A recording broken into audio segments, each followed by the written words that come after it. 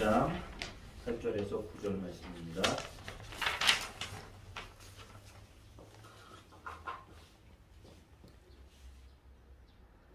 만일 우리가 그리스도와 함께 죽었으면 또한 그와 함께 살 줄을 믿노니 이는 그리스도께서 죽은 자 가운데서 살아나셨음에 다시 죽지 아니하시고 사망이 다시 그를 주장하지 못할 줄을 알미로다.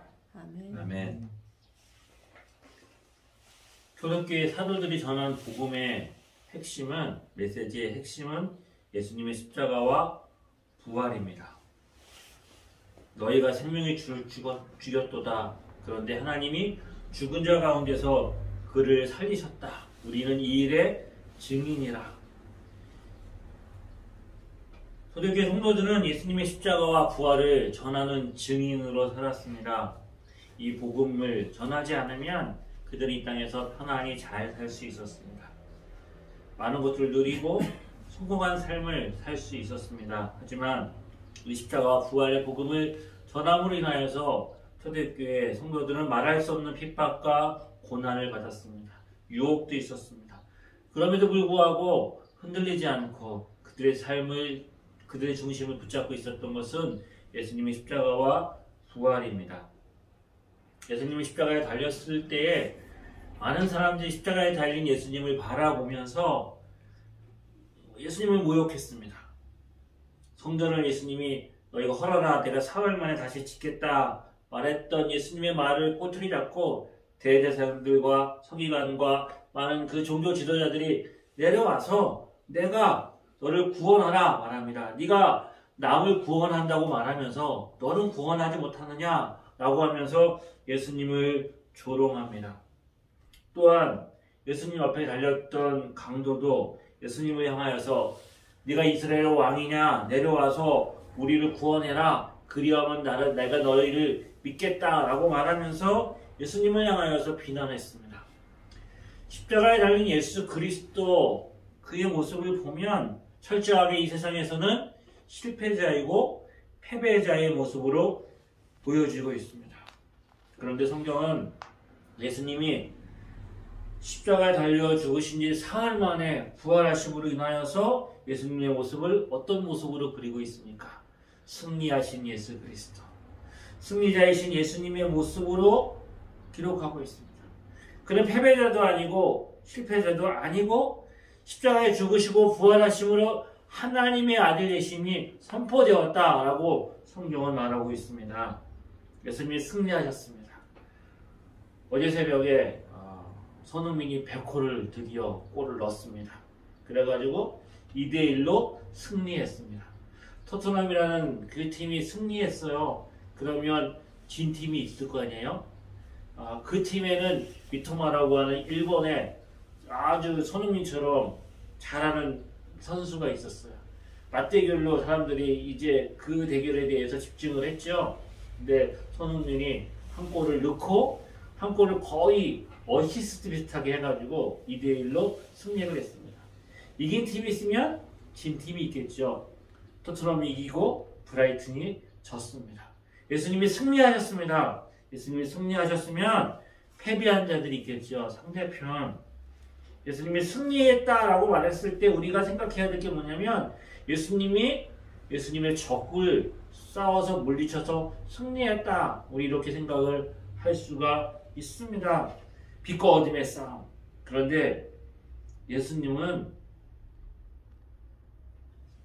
대적해서 예수님이 싸워서 승리해야 될 대상이 존재하지 않습니다.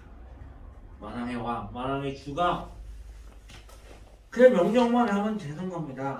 명령만 하면 그 말 아래, 그 건세 앞에, 그 능력 앞에 대항하고 그것을 거스릴 수 있는 존재는 이 땅에 아무도 없습니다. 그럼 예수님이 승리하셨다고 말씀하셨을 때 이 승리는 누구를 위한 승리입니까? 우리를 위한 승리입니다. 하나님의 자녀, 하나님의 교회를 위한 승리입니다. 예수님이 그렇게 승리하셨습니다. 예수님 우리 죄를 대신해서 십자가에 죽으시고 부활하시면서 승리하신 그 승리로 말미암아 우리가 구원받았습니다. 이 싸움은 내가 싸워야 될 싸움입니다. 우리가 싸워야 될 싸움이고 우리가 싸워서 이겨야 될 싸움입니다. 원수는 우리의 원수입니다. 우리의 대적입니다. 우리가 극복해야 되는 것입니다. 그런데 문제는 무엇입니까? 우리가 싸워서 이길 지혜도 힘도 능력도 없습니다. 싸워봐야 100% 지는 싸움입니다. 하나님이 이스라엘 백성들을 이끌고 이제 가나안 땅에 들어갔을 때 모세가 죽고 난 다음에 여호수아가 지도자가 돼가지고 이제 그 요단강을 건너서 길갈에 진을 쳤습니다. 여리고라는 성이 그 앞에 버티고 있습니다. 지금으로 볼 때 뭐 성이라고 해봐야 그 당시에 성이 별거였겠습니까? 하지만 고고학자들이 여리고 성을 이제 그들이 발굴했을 때 놀랐습니다. 왜요? 이 성은 고대에서 지은 성인데 성벽이 이중입니다. 이중. 견고한 요새입니다. 예로부터 성을 탄압하고 성을 싸워서 물리치고 성을 점령하는 것은 결코 쉬운 일이 아닙니다. 그런데 400년 동안 포로 생활했었고 40년간 강야 생활했던 이스라엘 백성들이 여리고성을 점령하고 가나안을 점령하는 것은 결코 쉬운 일이 아닙니다. 아니요, 불가능한 일입니다. 하지만 그 일을 해야 됩니다. 여호수아가 잠을 이루지 못합니다. 그래서 새벽에 나와서 이제 그가 여리고성 가까이 쳐다보고 있는데 한 사람이 칼을 빼어 손에 들고선 여호수아 앞에 나타났습니다. 여호수아 깜짝 놀라가지고 당신은 우리 편입니까? 아니면 적의 편입니까? 묻지요. 그때 그가 누구였습니까? 나는 여호와의 군대 장관이다. 내 발의 신을 벗어라. 내 발의 신을 벗어라. 신을 벗는 것은 항복이나 종의 의미입니다. 항복이나 종의 의미. 이 싸움은 여호수아와 이스라엘 군대 너희들이 싸우는 싸움이 아니고 내가 너희를 위해서 대신 싸우는 싸움이라는 것입니다. 여리고성을 무너뜨리고 가나안을 정복하는 것 하나님이 싸우시는 싸움입니다. 근데 싸움을 누가 싸워야 되는 거예요? 우리가 싸워야 되는 싸움인데 이 싸움을 이길 수 있는 능력과 힘과 권세가 우리에게 없지요. 영적인 전쟁, 하나님의 전쟁, 결국 이 싸움은 하나님이 이스라엘 백성들에게 하나님이 주신 약속의 땅을 주시기 위해서 하나님이 싸우신 싸움입니다. 예수님이 승리하셨습니다. 예수님이 자신을 인간의 몸을 입고 이 땅에 오셨고 십자가에 죽으시고 부활하심으로 우리에게 승리를 주셨습니다. 누구를 위해서? 저와 여러분을 위해서. 구원을 얻기 위해서 우리가 싸워야 되는데 우리 대신해서 예수님이 싸워서 승리하시는 싸움이죠. 이 싸움을 우리가 승리자이신 예수 그리스도를 믿고 바라보려고 할 때 100% 우리 안에서 가져야 될 생각이 뭐라고요? 내가 싸워서 이길 수 있는 싸움이 아니었다는 거예요. 100% 가능성이 없는 싸움입니다. 확률적으로가 아니라 세상에서는 확률이라는 것이 있습니다. 100%가 있고 0%가 있는 거죠. 근데 0%가 100%의 기적을 만들어내기도 합니다. 이게 이 땅에서 일어나는 스포츠 세계의 묘미이고 그 사람들이 그것들을 기대하는 거죠. 그런데 우리가 싸워야 될 이 영적인 싸움은 결코 그런 싸움이 아닙니다. 절대로 우리가 이길 수 있는 싸움이 아니었다. 이걸 우리가 받아들여야 되는 거예요. 인간은 끊임없이 내게 조금이라도 가능성이 있고 내 행위와 나의 선함과 내 무엇인가가 있다는 것들을 붙들려고 하는 그런 인간이 가지고 있는 오만함과 교만함들이 있는 거죠. 끝까지 무엇인가를 자랑하고 그것을 내가 근거 삼고 붙잡으려고 하는 이 싸움은 우리가 전쟁에서 만약에 저와 여러분이 전쟁이 벌어졌어요. 그런 일이 일어나면 안 되겠죠. 하지만 졌어요. 그래서 우리가 포로로 잡혔어요. 포로로 잡혀가지고 포로 수용소에 갇혔어요. 이 포로 수용소에서 내가 자유를 얻는 방법이 뭐가 있을까요? 자유를 얻는 방법. 몰래 이제 탈출하는 방법이 하나 있겠죠. 내가 몰래 탈출하는 것입니다. 아니면 이 적군이 전쟁에서 져가지고 패배함으로 인하여서 자유를 얻는 방법이에요. 그게 아니면 거기서 죽어서 나오든지 아니면 포로수용소 소장이 말합니다. 너희가 싸워서 나를 이기면 네가 자유를 줄 거니까 한번 싸워서 이겨봐라. 그러면 절대로 싸워서 이길 수 있는 방법은 없는 거죠. 적군의 대장을 이기고 그 포용수의 소용수에서 탈출할 수 있는 방법은 존재하지가 않습니다. 하지만 이 전쟁을 이길 수 있는 방법은 뭐예요? 이 군대가 패배하는 것입니다. 하나님께 불순종하고 하나님을 떠났던 인간들이 싸워서 이겨야 될 적이 무엇인가? 마틴 루터는 죄악 가운데 태어나서 이 땅을 살아가는 우리들에게 원수가 5가지가 있다고 말합니다. 한 가지도 아니고 5가지라는 거예요. 첫 번째는 사탄입니다. 사탄의 권세를 이겨야 돼요. 또 하나는 죄의 권세를 이겨야 됩니다. 죄의 권세. 그리고 또 하나는 그 죄가 가지고 온 사망을 이겨내야 되는 거예요. 또 하나는 뭐냐? 율법을 지켜야 되는 거예요. 하나님 보시기에 선하고 의로움이 있어야 되는 거예요. 근데 죄와 사탄과 또 율법을 지키지 못하고 또 우리 가운데 있는 이 사망의 권세를 묻고 있는 이 모든 것들로 말미암아 우리에게 부어진 원수는 아니지만 하나님의 진노를 받아야 되는, 하나님의 진노를 면해야 되는 이 5가지, 이것을 우리가 이겨야지 우리에게 구원이 주어진다는 거예요. 어떻게 우리가 이 원수와 싸워서 이길 수 있을까요? 이 원수와 싸워서 이겨서 승리하고 구원을 얻고 당당하게 하나님 앞에 나가서 하나님 보세요, 내가 이거 다 이기고 내가 다 지키고 하나님 앞에 내가 나왔습니다 라고 말할 수 있는 사람이 누가 있냐는 거예요. 누가 있냐는 거예요. 아무도 없는 거예요. 근데 누가 있었어요? 예수님이 있으셨어요. 예수님 인간의 몸을 입고 이 땅에 오셨잖아요. 왜 예수님이 하나님의 아들이 인간의 모습을 입고 이 땅에 오셨어야만 했느냐? 이 5가지를 예수님이 정확하게 이겼다는 것을 역사 속에서, 시간 속에서, 공간 속에서 우리에게 확실한 증거로 보여주기 위해서 그냥 말로만 했다가 아니라 누구도 부인하지 못하고 누구도 여기에 털을 달지 못하고 누구도 이 사실을 믿는 자들이 의심하고 흔들리지 않고 분명한 확신을 갖기 위해서 예수님이 이 땅에 오신 것이죠. 그리고 예수님이 싸우셨어요. 사탄의 권세를 싸우셨어요. 사탄이 와서 예수님을 유혹할 때도, 그렇죠, 40일 동안 강해에서 금식 기도하셨을 때도 사탄이 유혹하자 말씀으로 물리시켰죠. 죄와 사망의 권세를 어떻게? 십자가의 죽으심으로 인하여서 죄의 싹신 뭐라고요? 죽음이에요. 사망이에요.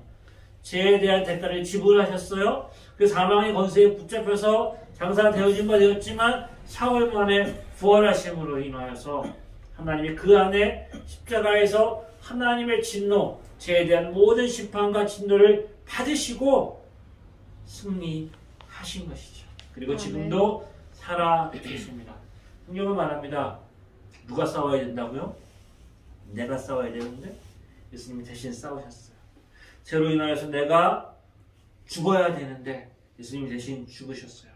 우리도 어떻게 된다고요? 성령님으로 말미암아 그리스도와 함께 죽었으면 그와 함께 살 것을 믿는 것입니다. 예수님의 믿음인 거죠. 여기 믿음이 필요한 거예요. 여기 성령님의 역사와 은혜가 필요한 거예요. 우리 믿음을 사용하셔서, 성령님이 우리 믿음을 사용하셔서 그리스도와 우리를 연합해서 십자가와 그 사건에, 부활의 사건에 우리가 하나 되게 하셔서 예수님의 승리가 우리의 승리가 되게 하신 것이죠. 예수님은 십자가에 죽으실 필요가 없으셨어요. 왜냐하면 그는 죄인이 아니시기 때문에. 인간의 모습을 입고 이 땅에 오실 필요도 없으셨어요. 그런데 그분이 인간의 모습을 입고 이 땅에 오셨고 십자가에 죽으시고 우리들을 위해서 대신 죽으시고 하나님의 진노가 십자가에 부어지고 그 장사되어진 말에 다시 살아나심으로 인하여서 우리에게 구원을 주신 거예요. 죄의 삭은 사망입니다. 우리가 죽어야 되는 거예요. 예수님이 우리 대신해서 죽으셨으니까 그럼 나는 안 죽어도 되느냐? 아니에요. 내가 죄인이기 때문에 내가 죽어야 되는 거예요. 내가 죽어야 되는 거예요. 내가 죽어야 되는데 뭐라고 말하시지 마세요? 내가 죽는데 어떻게 죽느냐고요? 그리스도와 함께 연합해서 예수님이 십자가에 죽으셨을 때 내가 함께 죽었다는 거예요. 그렇게 여겨주신다는 거예요. 그게 은혜인 거예요.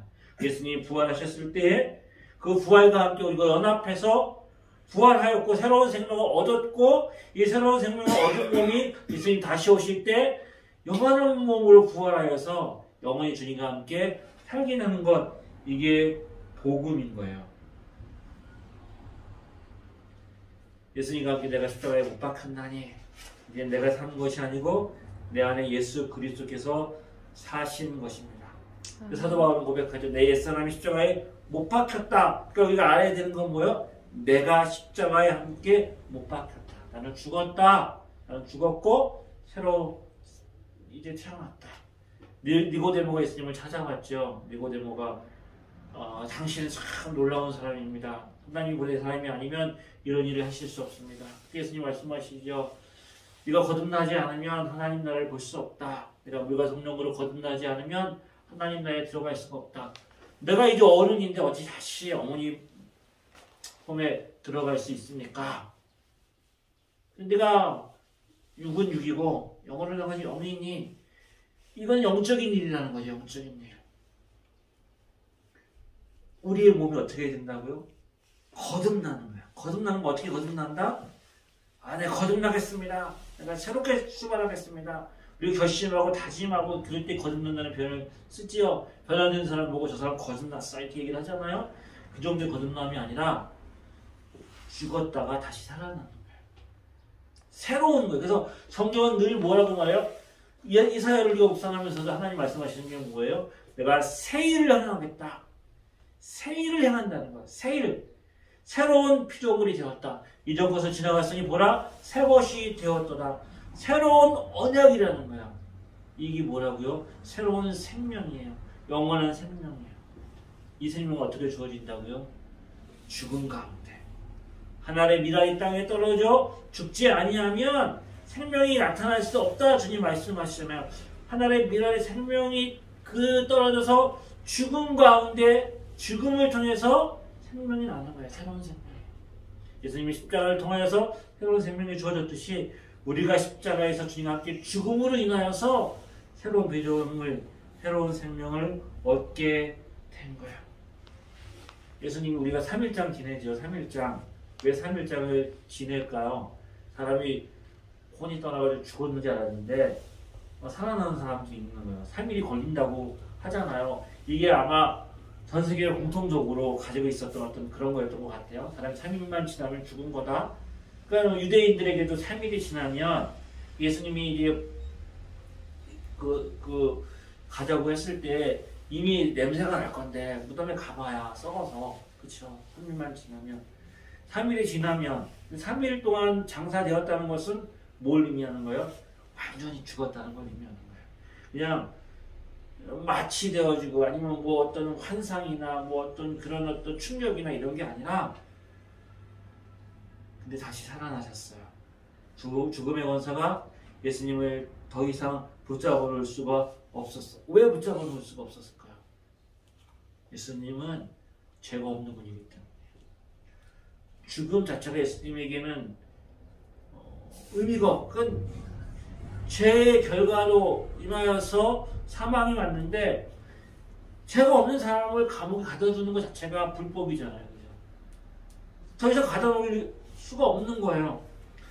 예수님이 그 죽음의 권세를 이기시고 승리하심으로 인하여서 예수님이 죄가 없고 죄의 감이 다 치워졌다는 것을 증거하셨어요. 예수님이 다시 살아나셨습니다. 부활의 첫 열매가 되었고 첫 열매가 맺힌다는 것은 그 다음 열매가 맺힌다는 거잖아요. 그 무화과 나무에 예수님이 비유를 하시죠. 예수님이 올라가시는데 무화과 나무가 있었어요. 무화과 나무가 달릴 철이 아니었어요. 근데 열매가 없는 것을 보시고 예수님이 저주하시죠. 열매가 없다. 생명이 없다. 무화과는 여러 번 열매가 열린다고 해요. 여러 번. 그래도 돌복숭아 이런 거 있는 것처럼 처음 열리는 열매는 상품의 가치가 없대요. 그걸 다 따줘야 된대요. 그걸 다 따줘야 그 다음에 진짜 열매가 맺힌다고 하는 거예요. 근데 이제 기나긴 이제 여름이 지나고 난 다음에 여름에는 거기는 거칠고 비도 안 오고 정말 타는 목마름으로 지나다가 이제 여름이 끝날 때쯤 되면은 무화과가 열리는 거야. 이제 열매가 맺히는 계절이 되는 거야. 그때 돼야 뭔가 이제 그들이 과일 같은 거, 뭔가 이런 것들을 맛볼 수 있는 거예요. 그래서 사람들이 다 뭘 기다리느냐? 처음 열리는 무화과 열매를 기다리는 거예요. 그게 열려야 그 다음 무화과 열매가 열리는 거예요. 근데 그게 열려야 되는 나무에 그게 안 열리는 거예요. 그게 없으면 다음 열매도 없는 거예요. 그래서 예수님이 그 나무를 저주하신 거예요. 처음 열매가 있어야 다음 열매가 있는 거예요. 처음 열매. 부활의 첫 열매로 예수님이 이 땅에 오셨고, 부활의 첫 열매가 맺혔다는 것은 그 다음 열매가 맺힌다는 예수님의 신호라는 거예요. 하나님의 신호. 다음 열매가 누구예요? 바로 저와 여러분입니다. 아멘. 사망을 이기시고 승리하신 예수 그리스도. 더 이상 우리 안에는 죄로 말미암아 주어진 정죄함이 없다는 거예요. 사망아, 너의 승리가 어디에 있느냐? 사망아, 내가 쏘는 것이 어디 있느냐? 사망이 쏘는 것은 죄요, 죄의 권능이요, 죄의 권능은 율법이다. 우리 주 예수 그리스도로 말미암아 우리에게 승리를 주신 하나님께 감사하노니 더 이상 사망이 우리에게 왕노릇하지 못합니다. 생명이 우리에게 왕노릇하는 거예요. 그래서 예수 안에 있는 자는 결코 정죄함이 없습니다. 그러므로 우리는 예수 그리스도의 부활의 영광을 받았고 누리며 살아가는 사람들인 거예요. 많은 사람들이 예수 믿고 나는데 변화되어진 삶들을 살게 됩니다. 성령이 오셔서 그들의 인생이 변화되어지기죠. 근데 성령이 오시기 전에 그들 가운데 있었던 일들, 또 아니면 성령이 오셔서 우리 가운데 하시는 일들이 뭐하냐면 예수의 십자가와 부활을 우리 가운데 선명하게 깨닫게 하시는 거예요. 예수님 부활을 보고 그들의 많은 인생들, 초대교회를 변화시켰던 하나님의 사람들이 예수님의 십자가의 부활 사건 앞에서 그들의 삶이 변화되어 주셨습니다. 성경에 보면 죽었다 살아난 사람들이 많이 있죠. 부활. 우리에도 뭐 죽었다 살아난 사람들 이야기를 간혹 듣습니다. 장례를 치르고 있는데 간이 뚝뚝거려 깜짝 놀래봤더니 사람이 다시 깨어났더라. 천국 갔다 왔던 사람들도 우리가 간증을 많이 듣습니다. 내가 본 천국 이야기도 많이 하고, 성경에도 보면 엘리야나 엘리사 선지자가 살았던 가부의 아들이나 수넴 여인을 살리기도 하고, 예수님이 나사로를 살리기도 하고, 또 바울은 베드로는 다비다를 살리고 바울은 유독을 살리기도 하고, 죽었다 살아난 사람들이 있습니다. 그걸 우리가 부활이라고 얘기하지 않습니다.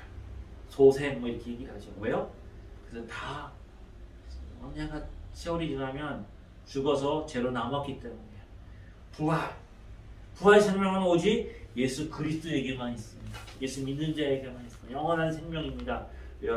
부활하신 예수 그리스도, 죽음의 권세를 이기신 그 하나님이 영원히 지금도 살아계시기 때문입니다. 아멘. 예수 그리스도 부활은 죽은 자 가운데서 살아나신 그가 다시 죽지 않고 지금부터 영원까지 살아계십니다. 예수님이 밤모섬에 유배되어 있던 사도 요한에게 앞으로 일어날 계시를 말씀하시면서 자신을 이렇게 설명하십니다. 나는 곧 살아있는 자라. 내가 전에 죽었노라. 볼지어다 이제 세세토록 살아있어서 사망과 음부의 열쇠를 가졌노라. 나는 살아있노라. 전에 죽었지만 지금은 살아있다. 세세토록 영원히 살아있는 것입니다. 오늘 우리가 읽은 본문에도 우리가 그리스도와 함께 죽었으면 그와 함께 살 줄을 믿노니 이는 그리스도께서 죽은 자 가운데서 살아나셨음에 다시 죽지 아니함으로 사망이 그를 다시 주장하지 못할 것이다. 아멘. 인생을 주장하는 것은 사망의 권세입니다. 사망의 권세가 이 땅을 지배하고 있습니다. 모든 것은 다 쇠하여 갑니다. 우리 육신도 쇠하여 가고 죽음을 맞이합니다. 영원한 것은 이 땅에 없습니다. 아무것도 영원하지 않습니다. 우리가 오면서 다영이가 아쉬워했습니다. 벚꽃이 벌써 졌네요. 옛날에는 중간고사 시작할 때쯤 되면 벚꽃이 폈다가, 근데 지금은 벌써 벚꽃이 다 졌어요. 그거 하려고 예뻤던 벚꽃이 일주일도 안 지나가지고 다 지나버렸습니다. 이 땅에 영원한 게 없어요? 뭐만 영원합니까? 주님이 주신 생명만이 영원합니다. 아멘. 그리스도께서 살아 계십니다. 우리의 소망이 무엇입니까? 예수님의 부활입니다. 제가 여러분에게 보여줬던 그 주님은 나의 최고봉 거기에도 우리가 이 세상 살아가면서 확신을 가질 수 있는 게 뭐가 확신을 가질 수 있어요? 뭐에 우리가 확신을 가질 수 있어요? 내가 제사함받고 구원받았다. 그러면 그 뭘로 확신할 수 있어요? 내가 지금 예수 믿으면 내가 천국 간다. 뭘로 확신할 수 있어요? 내가 기도하면 하나님 내 기도 들어주시고 응답하신다. 뭘로 확신할 수 있어요? 내 인생 가운데 확신할 수 있는 거 이거는 100%다. 확신할 수 있는 게 뭘로 우리가 우리의 믿음과 우리의 신앙과 내가 의지하고 내가 붙들고 있는 것들을 확신할 수 있는 게 뭐가 있겠어요? 이 확신의 증거가 뭐라고요? 예수님의 십자가와 부활입니다. 이 예수님이 이제 살아계셔서 하늘에 가만히 계신 게 아니라 지금도 우리의 삶에 그의 영광을 찾아오셔서 함께 하시고 성경에 보면 예수님이 우리를 위해서 지금도 부지런히 우리의 하시는 일들이 있다는 거예요. 누가 우리를 정죄하려 죽으실 뿐만 아니라 다시 살아나신 이는 그리스도 예수시니 그는 하나님 우편에 계신 자요 우리를 위해서 간구하시는 자시라. 우리를 위해서 기도하시는 분이 계신데 그분이 바로 살아계신 예수님이라는 거예요. 우리가 죄를 지었을 때에도 우리를 위해서 대언하시고 우리를 위해서 우리 보혜사가 되시는 분이 누구예요? 너희 자녀들아 너희에게 이것을 쓰면 너희로 죄를 범하지 않게 하려 함이라. 만일 누가 죄를 범하여도 아버지 앞에 우리를 위해 우리에게 대언자가 있으니 곧 의로우신 예수 그리스도다.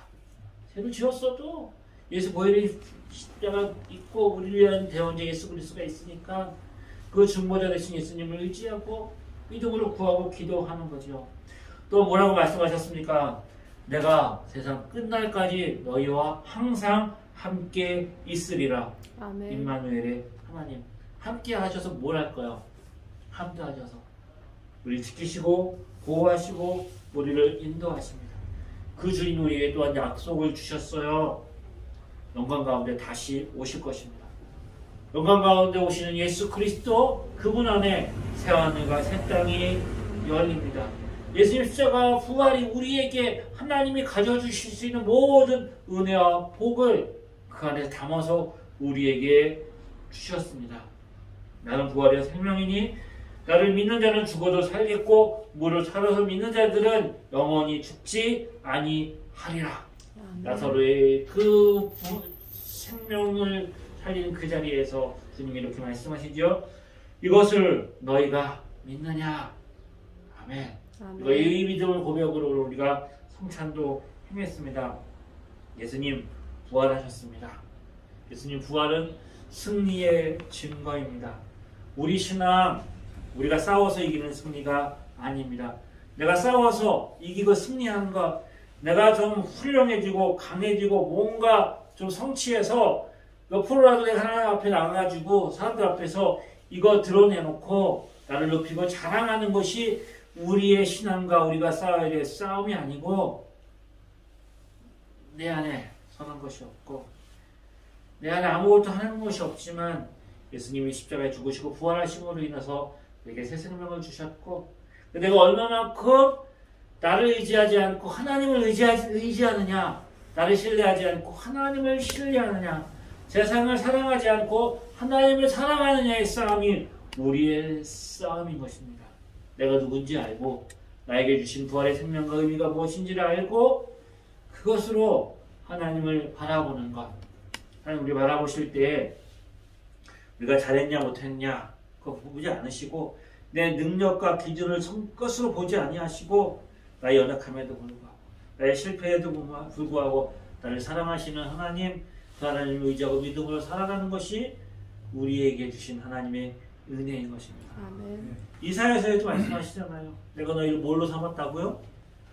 증인으로 삼았다는 거예요.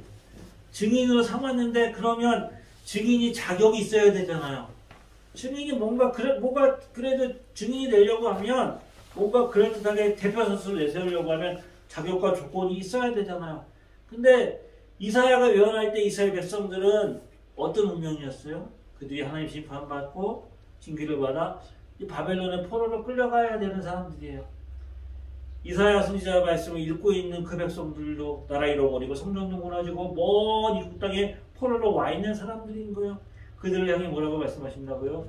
내가 너를 증인 삼을 거야. 그러니까 증인될 거니까 증인되려면 자격과 조건이 이렇게 돼 있어. 그러니까 뭔가 이제 그 선발하려면 선발 조건이 있잖아요. 거기 들어가는 사람들에게 합당하면 선발되는 거예요. 그러니까 선발 조건들이 맞아야 선발되는 거예요. 그런데 그 선발 조건이 맞지 않으면 안 되는 거예요. 증인되는데 주님 뭐라고 말씀하셔요? 내가 너를 나의 증인으로 세웠다. 뭐하러 해서? 증인을 세워서 너가 나를 믿고 알고 깨닫게 하려고.